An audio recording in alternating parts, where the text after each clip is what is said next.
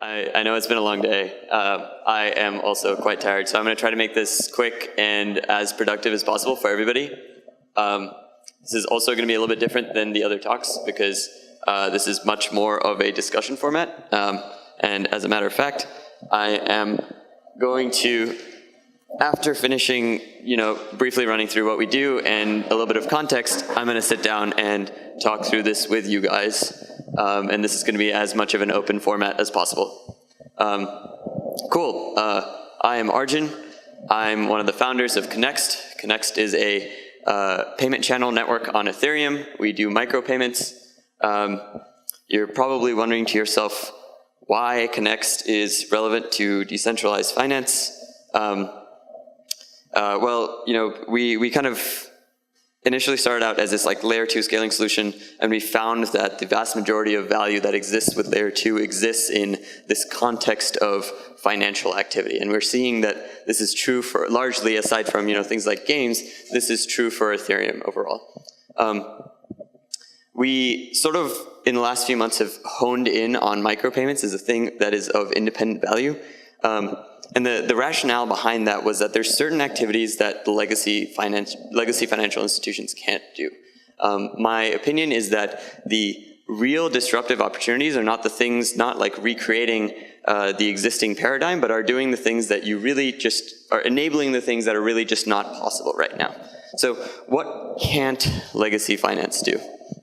Well, what we found is that because of the cost of regulation, people have a minimum, and the cost of serving high-risk users and the cost of direct settlement, there is a minimum bound on how small transactions can go. And I can just give a little bit of clarity on what these mean. The cost of regulation refers to, for instance, if you are a payment service provider, getting the requisite money transmission licenses in the United States can be up to $12.5 million. To be able to do that in all 50 states. And that's quite an absurd cost to pay as a startup. Then there's the cost of serving high-risk users. You see this in places where there's large populations of unbanked. The reason that they're unbanked is because the cost of serving those users, the cost of KYCing them, the potential risk of actually bringing them into, including them in the financial ecosystem is too high for banks to justify. And lastly, there's the cost of direct settlement. Existing, and most of my experience comes from the payments industry, so I can give context there, but this sort of extends to other industries as well. Existing rails don't really do direct settlement well.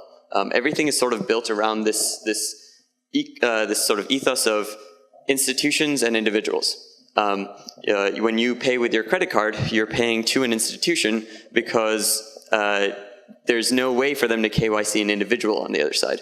By the same sort of token, when the vast majority of exchange and financial related activities are focused around institutional trading, rather than around peer-to-peer trading. This is sort of one of the big benefits that we see within this industry, is the power of peer-to-peer.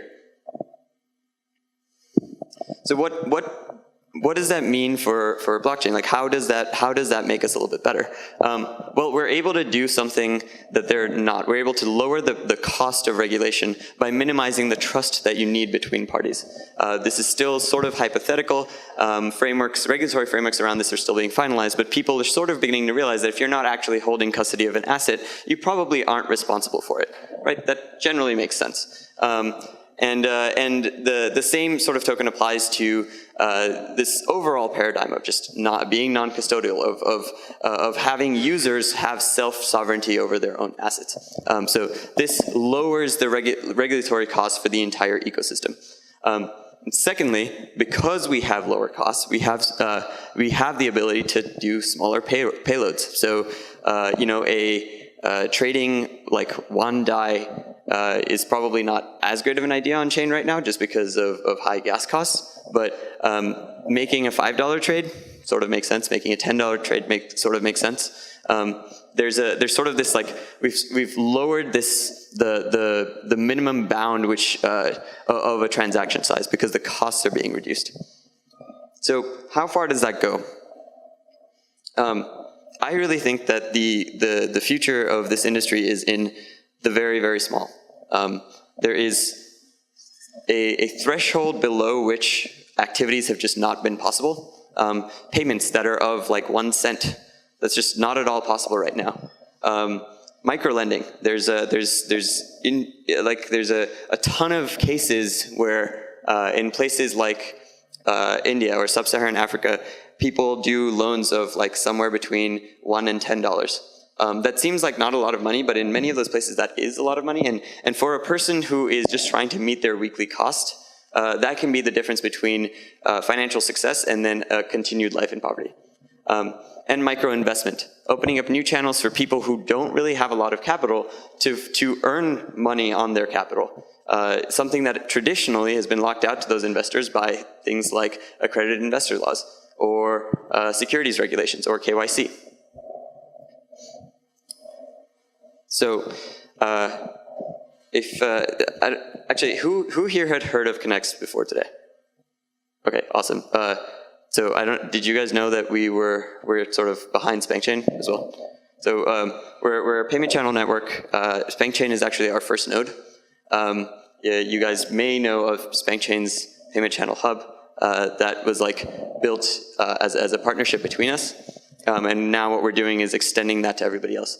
The reason we went with SpankChain as a first example was because this was the most immediately material use case that we saw, which has these exact requirements. You have a ecosystem of performers who are systematically sort of marginalized by the existing payments industry because of the fact that it's the adult industry, and so therefore it must be high risk and things like that. And even though the relative risk of like adult industry payments is not that high, the ecosystem risk was very high. So Visa, MasterCard wouldn't serve them. And in addition to that, you also have this extremely high cost that is being paid in the industry, which can be reduced pretty dramatically. Currently in the industry, at least before SpankChain came along, payment processors would actually take 50% fees. That is absurd. So imagine 50% of your monthly salary going in fees just to a payment processor. And then on top of that, adult industry professionals had to deal with banks refusing to give them their money and things like that. And then lastly, there's the real sort of kicker that made this very, very worthwhile is that people who, the majority of the money made in the adult industry comes from campsites, so live performances. And in those, those types of interactions, people are usually paying somewhere between 1 cent and $1 for each sort of tip that they make. And so this just was like a very intuitive use case that we thought, hey, this is a way we can make a group of people who have not really had an opportunity to participate in the financial system get access to an entirely new way to be paid. And for a model or a performer on SpankChain, this is a no-brainer, right? You either go with some other campsite that takes half of your money, or you go with SpankChain that has like 5% fees. And so it's we found that was just like a really good exemplification of the theory that we had proposed.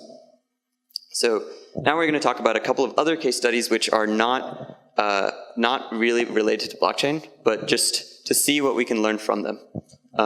Patreon is an excellent example. I think Patreon is doing phenomenal work. Patreon is actually one of the inspirations for what we aim to do eventually. And that is content micropayments, paying content creators for the work that they do. This is, in the world today, doing things like music and art is actually dramatically undervalued because you aren't able to earn a fixed salary from them. Patreon solves this for a lot of creators because what you do is you become a patron of somebody's work and you pledge to give a certain payment to them once every month. So it's a lot better than a donation platform or just a one-time payment because a one-time payment you run out of money. But as a patron, even if you're just paying like $1 a month, if you are a content creator who has 1,000 avid users, 1,000 avid fans, that can mean you have a fixed salary every month, which is pretty astounding. And I know people who use Patreon who in the past were not able to really make ends meet and now make the entirety of their living off of Patreon. But Patreon has problems. Patreon uses legacy rails, and that means that they are subject to how legacy rails work. So one issue that I've sort of heard about Patreon, and this is kind of like, I haven't ever really gotten the chance to speak to anybody on the team, but I've read some articles about this, and I've spoken to people who have like the same people that I know who are on the platform. Patreon is kind of being pushed into this weird incentivization mechanism where they are really disincentivized to go after people who are only going to make small donations or be small patrons. And the reason is that if the cost of actually doing that is so high for them that they make almost no money. And this is sort of a catch-22 for them, because the whole point of their platform is to allow for these small micropayments that are recurring every month for content creators. So being stuck in this place where they either have to pick between their existing business model or not making any money means that they're sort of trapped. Now, I don't think that this is like a threatening thing for them. They've been doing really well, but it is an interesting, and it is like a concerning trend. Patreon succeeded because they've managed to find a way to navigate the system, and I'm fairly sure that they did it at like a pretty high personal cost, like a pretty high corporate cost. Third example is Kiva. Kiva is a micro-lending platform. Kiva lets you donate very small amounts of money to They specifically don't donate, they let you lend to very small amounts of money to people all over the world. It's a really, really cool idea, and it's been shown through a lot of research that like doing small loans is really, really effective. But there are problems with Kiva as well. Kiva is like generally very popular, and they try to portray this like sort of front of being very transparent and very open. But it's very difficult for them to be transparent and open because of the fact that they're using legacy rails, right? So the way that Kiva actually operates is that when a person comes to take the loan on the other side, say there's a worker in a village in India who comes to take a $10 loan in order to pay off a weekly installment payment on their tractor. For a worker who is doing that, they don't have the ability to wait around for users to come and actually fund this loan. So what Kiva does is they front the cost of the loan through their payment provider, and then they put the loan up on their platform. This actually creates kind of a weird situation, because when you invest in a loan on Kiva, you don't really know if it's actually been given yet or not, and it's not really clear if like the total amount is met or not. And so it's not a very sustainable model for them. In addition to that, it's not really clear when the person taking out the loan defaults. So if they don't actually give the payment back, Kiva still fronts the money and gives it to you because they want to like keep you as a user. This is a really cool example of like peer-to-peer lending, micro-lending being used to help people, but where the like infrastructure cost and the complexity of doing it off-chain, or complexity of doing it through like traditional payment services means that you end up having to make sacrifices on like what is possible. Cool. Everyone with me so far? Anyone have any questions before we get into the discussion portion? Yeah. User. And they do let you know when loans are defaulted on. They give you a pretty detailed breakdown of like where you lose on like currency fluctuations, because that often happens where you'll give out a loan and maybe the repayment period is like 5 years, and it's in Venezuela, and so they pay back in local currency. So but they do give you sure, you can't like go on chain and prove it, right? But they give you pretty detailed feedback as to like what happens with your money. Interesting. So it's good that you're here and that you told me that. I wasn't aware of that. These are sort of criticisms that I've read about Kiva as like one of the criticisms of microlending in general. And so, it's good that this is like something that like either is not a valid criticism or is something that like other people have experienced but you haven't. I will say though that I looked at a lot of other studies as well. Kiva was probably the most, so the reason I went with Kiva is because they actually target people who are probably part of this demographic, right? As clearly because of the fact that like you're a part of this demographic. The vast majority of the other examples that I found were like microlending organizations in India, and those the problems were much more profound. Where a lot of those had actually ended up getting shuttered because of the fact that they weren't able to scale their operations for microlending. Because the amount of money that they made off of doing microlending was not enough to actually go and serve the entirety of the populations of the villages that they were targeting. So I think I think maybe then this was not the best example, but the sort of core point that I was trying to make with this is that the inefficiency, the operational inefficiency of doing this using people and using actual underwriters who are like looking through each and every loan and actual back office staff means that the cost basis is higher than the amount of, like the cost basis ends up getting pushed higher, and because the cost basis ends up getting pushed higher, the cost of the loan is higher. Which means, a higher default rate and things like that. But thank you. Anyone have any other questions? No? Cool, all right, so discussion. So this was mostly meant to be sort of an open discussion with everybody to figure out in what ways blockchain and this industry can help alleviate some of these problems. If this hypothesis is correct that, the real value for these ecosystems lies in the very small, then in what ways can we actually bring that to life? And the first kind of question that I wanted to open up to everybody is, from the examples that I listed, what sorts of insights can we gain? And perhaps any other examples that you guys have heard of. Other interesting, non-blockchain example, but that maybe is a step closer to it, is there's actually a subreddit of like microloans. I think it's mostly US-based people, and it's like users lending to other users, like small amounts of 50 to 200 bucks, right?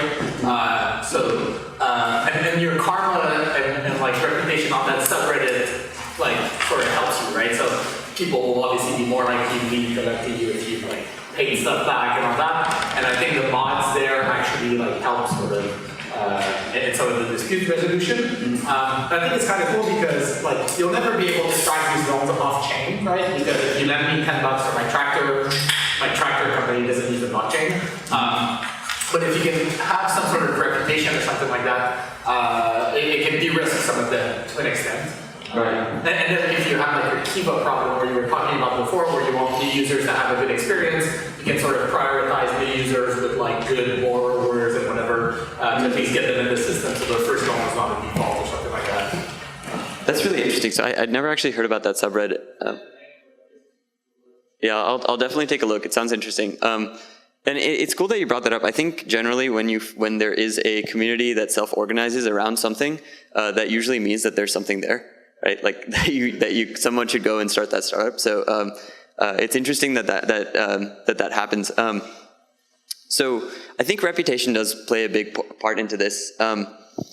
It's interesting. The part that I think is a little bit difficult to sort of disconnect here is oftentimes the reputation of like lenders or borrowers may not matter to people who are in different jurisdictions, right? But like within a certain community, it might make a big difference. But what happens when if I am lending to something like Kiva, or maybe a better example is like a portfolio that is very high risk, but that is based on microloans. In most cases for traditional investors, I feel like they would not be as interested in. They would mostly be interested in like the sort of financial return or like the asset value of like everything put together, rather than how has this one individual fared? I'm curious to see, so I think reputation is important, but I'm curious to see how, in what ways we can integrate reputation as a part of like the actual community that is lending, and see if they can lend between themselves rather than necessarily needing, you know, people from here to lend there. But that's a really cool point. Anyone have any other ideas based on that? Yeah. Across the world, there are these things in Mexico they call tandas, in Southeast Asia they call tontines, in Lending circles? Africa, lending circles essentially. So, I mean, they all have very, very standard game theory things. You require two people to send guarantee to have a new person enter. The new person that enters is the last person to get the payout. You have the different structures, you have saving circles, you have investment circles. So, I mean, and they already do it on their own. I think Kenya has studies on it. They have a 6% default rate. That's really cool.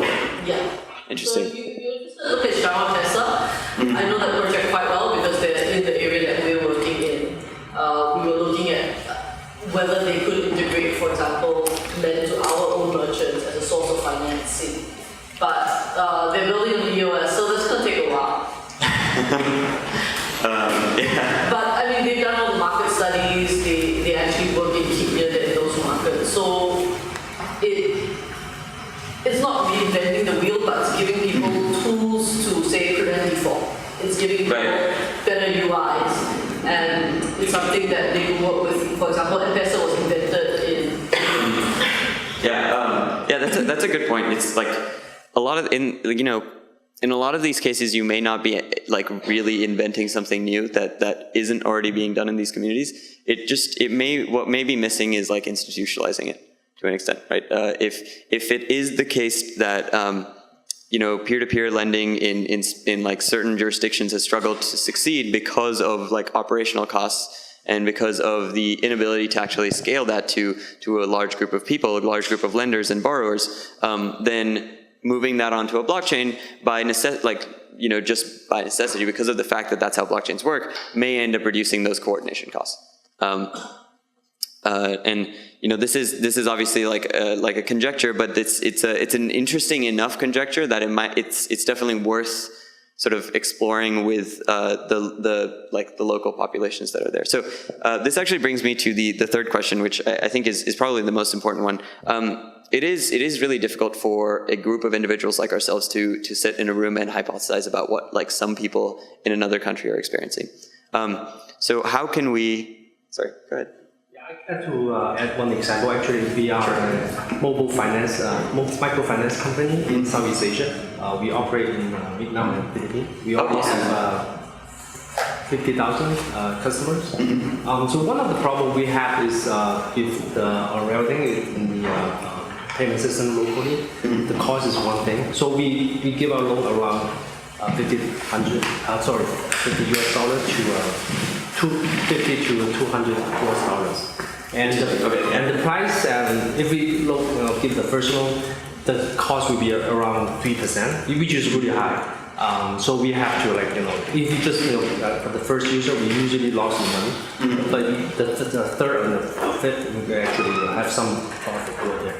So that's one problem, the high cost, and also the. And is that cost coming from the payment company? The payment company. Yeah. Okay, that makes sense. That and it's just that their fee structure is really high. Another thing is the onboarding process. It takes a long time to get there. So for our company in the Philippines, it took us 6 months because we have in the process getting the license and whatnot. Before that, we actually start running, and we have to have the staff into the bank to do the transfer manually until we get to the this is too long to get the onboarding process. That's really interesting. So have you guys looked? I'm assuming that because you're here, you are looking into blockchain at the very least. But have you guys actually implemented anything with Ethereum that you think would be useful or has been useful? Experimenting, exploring. One of the big problem with the if you want to use the blockchain is the price. So that's why the stablecoin gonna be really right. Absolutely. What about gas gas costs, because that's another thing that sort of occurred to me when I was having this discussion with other people, where to a lot of people, like to most people in this room, saying, okay, well, this contract costs $1.50 to deploy. That's fine, right? But in a lot of other places, that may still be a problem. So is there like gas costs and things? Are those also big? Like, are those barriers that you see, or would you as an organization just front that sort of thing? Problem with the high, if the payment is really slow, then the current price gas is not gonna be sustainable. Right. Okay. Well, that's really awesome. It's cool that you're working on that, and I'd love to chat with you about it afterwards, just to learn more. Sure. Another thing is around the underwriting. I don't think right now is available. Existing way to do this for us is we look at the data, the user from their apps. When we they submit the application, we also with his permission, we gather the GPS, SMS, the contact list. We get those, and then we have a model to analyze the percentage, the possibility to pay back the money. Interesting. But I don't think right now you can build a reputation system like it's too early. So we still kind of use the traditional underscoring method, but more on the mobile and the big data fashion. Interesting. Okay. That's really cool, and thank you for sharing your perspective. So it's kind of interesting to see that this is a problem that's shared across like many places. Just to like sort of bring up the point that I was going to make again, it is hard for us within this room to always know what problems exist in many other places. My intuition and like from the data that I've collected by talking to people, it seems like this core problem of like high payment costs for small size transactions is really just ubiquitous because of the way that the payment industry and like finance industry work. So maybe a better way to also think about some of this stuff is to either do one of two things. Either figure out how we can empower people to who actually live in those places to build companies and give them the tools to do so, or find examples similar examples where people are being marginalized or don't have access to financial infrastructure in places that are in the first world as well, right? In places where most people have access to financial infrastructure. So I'd kind of love to hear people's thoughts on that.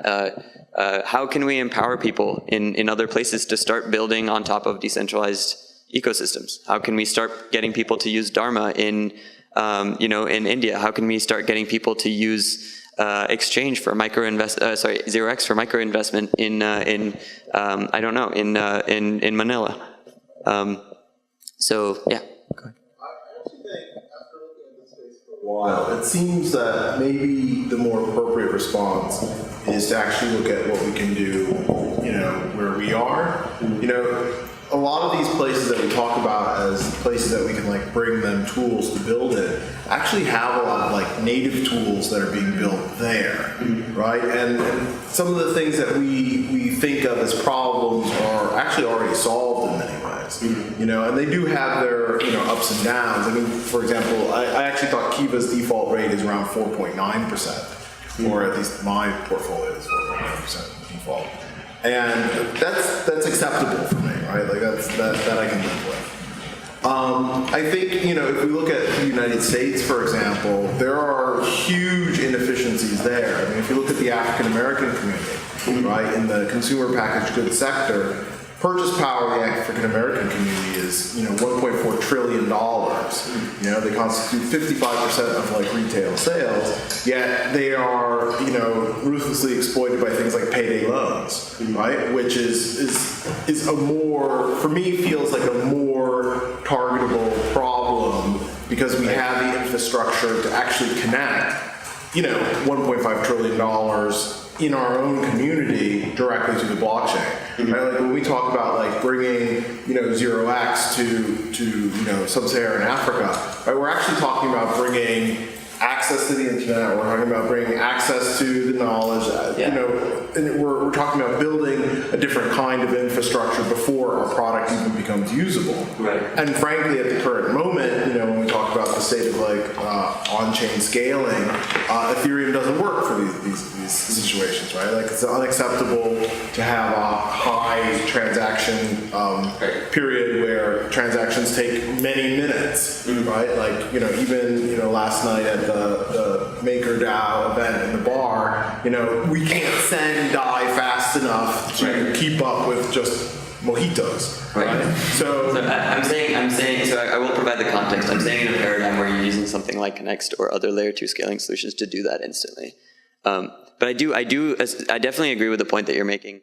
It is difficult to tell. You're right. Like it's very difficult to tell what problems have and haven't been solved. I was recently in Bangalore for ETH India, and I had some really interesting conversations with the hackers there. And I'm originally Indian, so I've spent a bunch of time there as well. And it's really interesting to see because like you have this like huge dichotomy of like what is and is not available.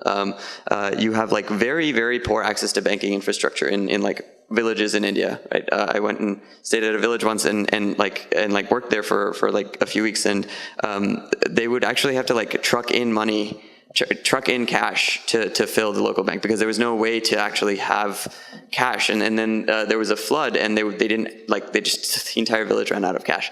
And it was really unclear what was supposed to happen. It was effectively people were then just taking loans from each other because that was the only way to make it work. And at the same time, despite the fact that that was the case, cell phone like telecom connection was impeccable. Like there was not even a second of outage, which was kind of crazy. So it is definitely very subjective to the jurisdiction, and I definitely agree with that. So maybe it is better to sort of focus the conversation on like places that we can help in the immediate future. So let's talk about within our own communities. What sorts of like activities do you see within our own communities where because of the high cost of financial infrastructure, because of low access to like options within financial infrastructure, people are not able to do the things that they should be able to do? If no one has an example, I have one that I just thought of, which I think is really, really interesting. My co-founder is going to be really happy that I mentioned this because she's very, very, very passionate about this issue. But bail bonds in the United States. So in the United States, the way that bail works is that you correct me if I'm wrong here, but basically like when you get put in jail, you can either post bail to like leave and sort of do your own thing until your hearing date, and if you don't have the money to post bail, then basically you have to sit in jail until that happens.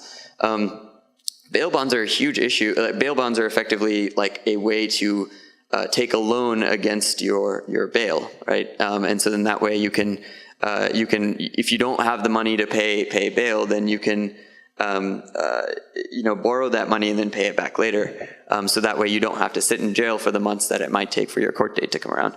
Now the reason that this is an issue is that there have been like some not well publicized enough cases that where people have not been able to pay bail bonds or pay their bail, even despite the fact that they tried to take out a bail bond or something like that. They just haven't been able to do that, and ended up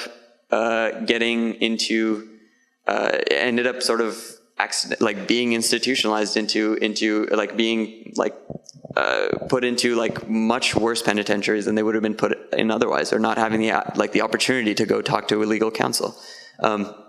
So in that case, this is a bond of maybe a couple of $100. It's not very large to most people that within our community, but to some people that can be the difference between being in jail for a very, very long period of time or having another option. So any other examples that you guys can think of that you think might be a good sort of way to give access to people who are within our own communities? Yeah. I just have a quick question about the example that you just mentioned. Yeah, so with regard to bail bonds, like what do you think are like the forces that make like bail bonds so shitty, right? Is it just like there's a big legal moat that makes it hard for people to enter that market, so the incumbents just have a lot of power to just be the same and just be bad? And if so, like with bail bonds, you want like some kind of on-chain identity thing for that, right? Because I don't want to loan my money to someone that isn't going to come back, isn't going to show up to their court date, whatever it is. So yeah, I'm curious to just flesh that out a little bit more. Yeah, that's a good question. So as far as I know, the sort of big problem with bail bonds is just that it's predatory, because you're in a position where you can't really do anything about it. Predatory lenders, doesn't that introduce like an opportunity for someone to be more egalitarian, more fair, or something? I don't understand the problem a little more. Yeah, that's a good question. I don't know, honestly. This is an issue that I know exists, and I know that it has sort of continued to exist. So I'm sure there's a reason. I have like more details about that. I just don't know much about it. Yeah, feel free to jump in. So I'm not an expert on payday loans in any way, but basically the way it works is when you're expecting to be paid, you can get an upfront loan for while you're waiting for your payment to come through. Right.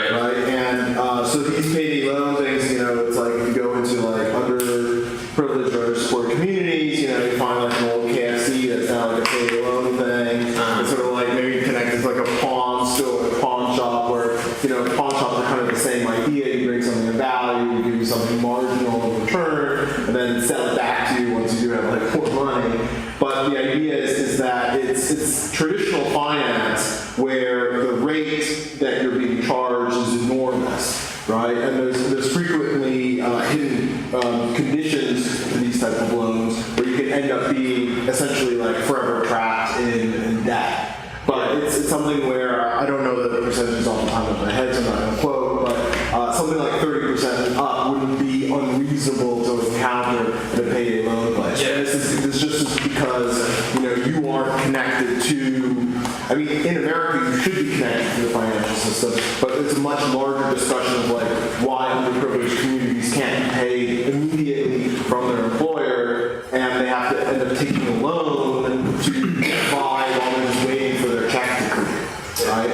So the bottom of your point, my understanding is that the debt market is that a lot of them are going to be far too small institutions to lend out. So let's say that payday loans or kind of bail bonds, etc. A distressed debt fund will look at certain levels of debt and look at that. Like they might be able to tinker with the interest rates they charge in order to really compensate for the risk that they're taking. But that market is so small that it's probably just not that interesting to them.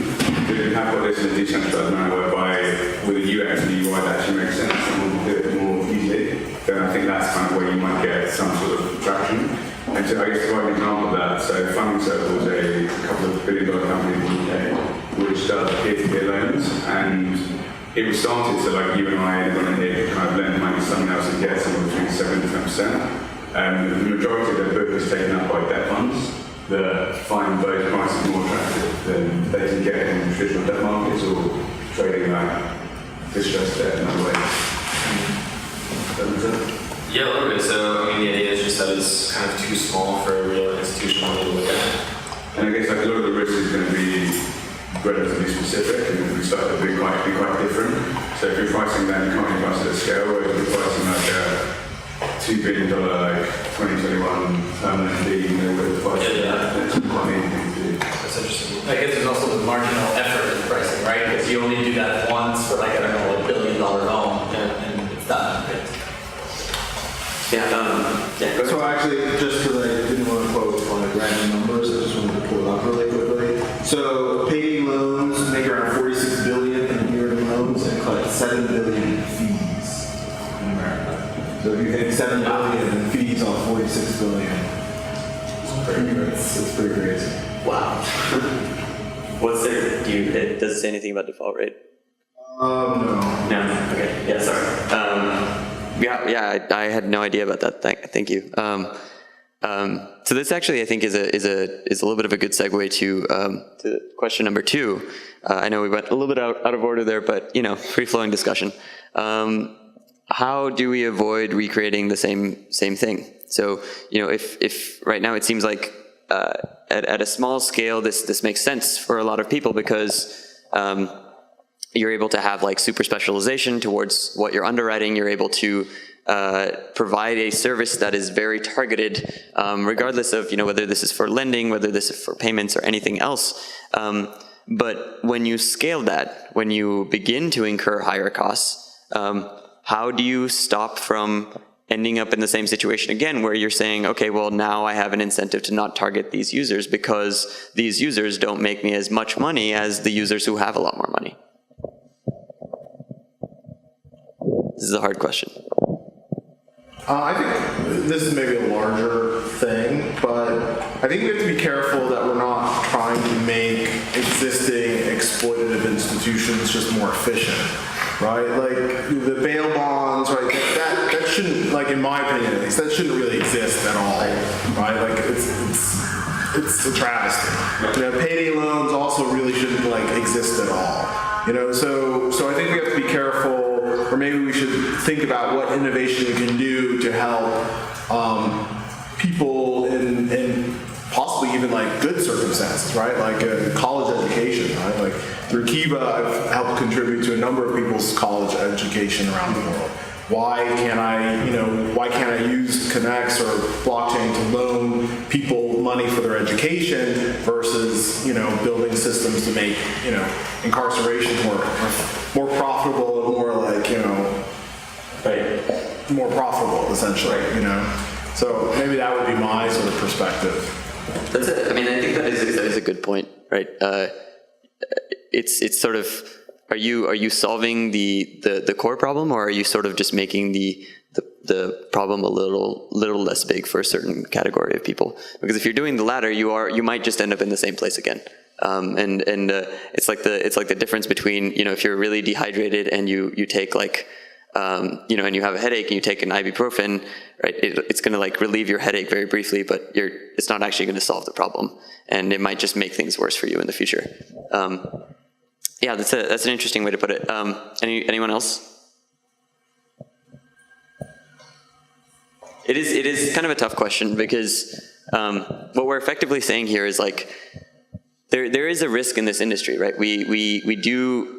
We're trying to do good here. We're trying to make sure that we end up in a situation where people have more access, where they have more ability to do things, where global inequality is a lot less. But at the same time, we're also creating, this industry so far has dramatically increased global inequality, right? There are quite a few more obscenely rich people because of this industry than there were before. So far, we haven't really been doing a great job of that. And we do have to be really careful that we're not sort of just ending up in the same situation where we end up with now a blockchain-based version of the existing system, because in a blockchain-based version of the existing system, it's impossible to cheat, and it's impossible to do anything other than what has been coded, right? What happened if we move towards this paradigm of I think KYC is incredibly important, but if we move towards a paradigm of global investor KYC and don't solve the core problem of people from all backgrounds should have access to capital markets, then that means that there will be a certain category of people that will never be able to invest in that, including the people who did end up getting rich from ICOs. So it's an interesting sort of thing to keep in mind. You sort of have to design from the ground up to know that what you're doing is you're incentivizing becoming more fair with time and not less. Where at scale you're not going to run into a problem where suddenly your margins are being squeezed, or suddenly you don't have a way to make money unless you do something that does have some sort of exploitative effect. So there were a couple of questions. Yeah. Another question. I think one thing to keep in mind for that, and like you mentioned, KYC, AML, is you want to build those things at the highest possible level of your stack, right? So I think as a community, we want to make sure that we have I guess we're calling them financial primitives now or whatever, that are open and permissionless, so that even if you do want to have a security token exchange, you still want to keep this ERC20 basic template so that if there is this market and someone sees an opportunity, all of the Ethereum community is not migrated to something that's overly restricted, right? And I think it's important to, as a lot of these conversations are taking place now,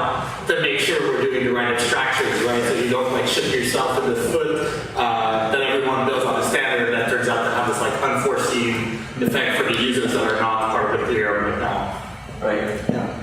Yeah, that makes sense. Also, I think how you describe that is really interesting, and if it's okay, I may steal that and use that to describe it to other people.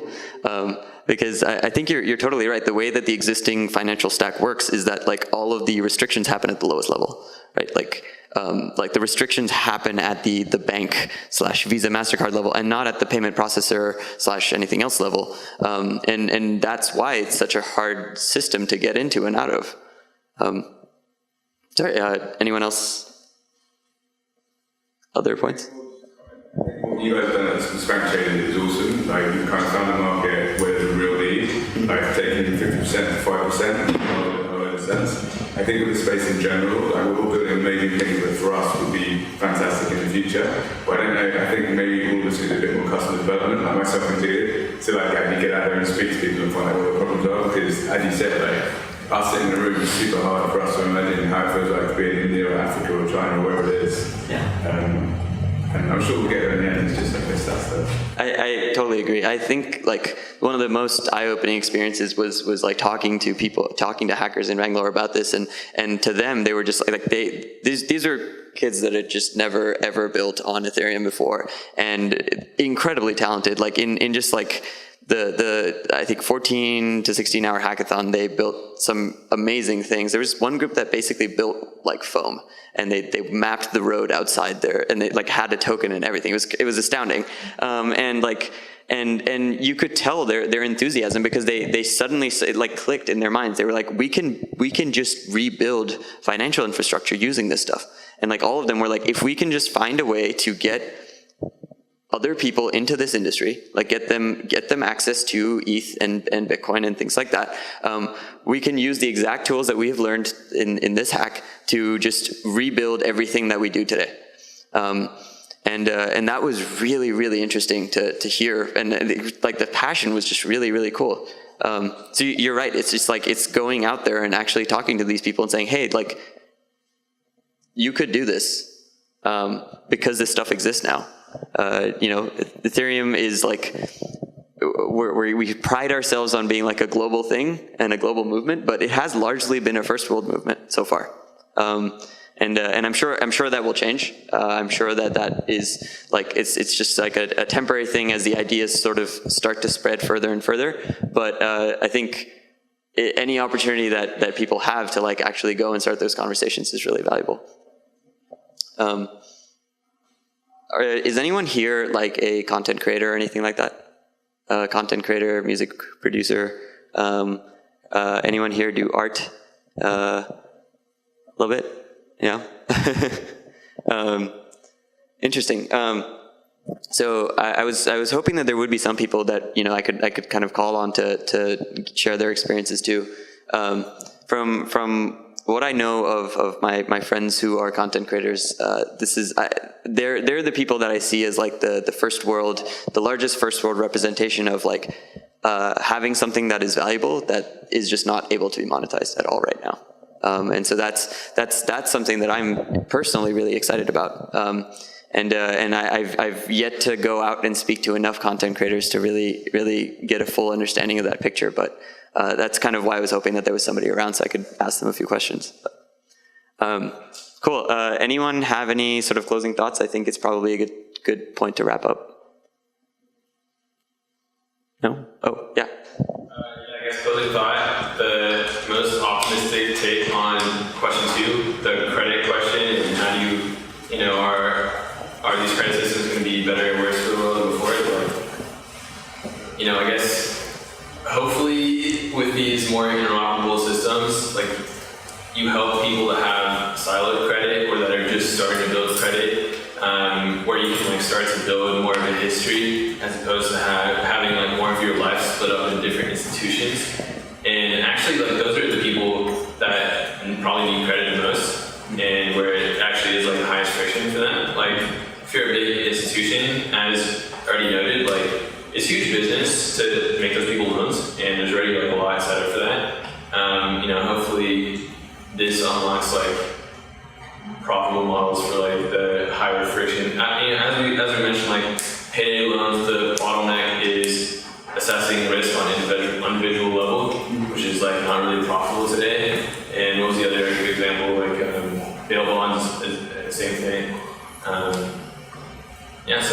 hopefully that happens. Yeah, that's a good point.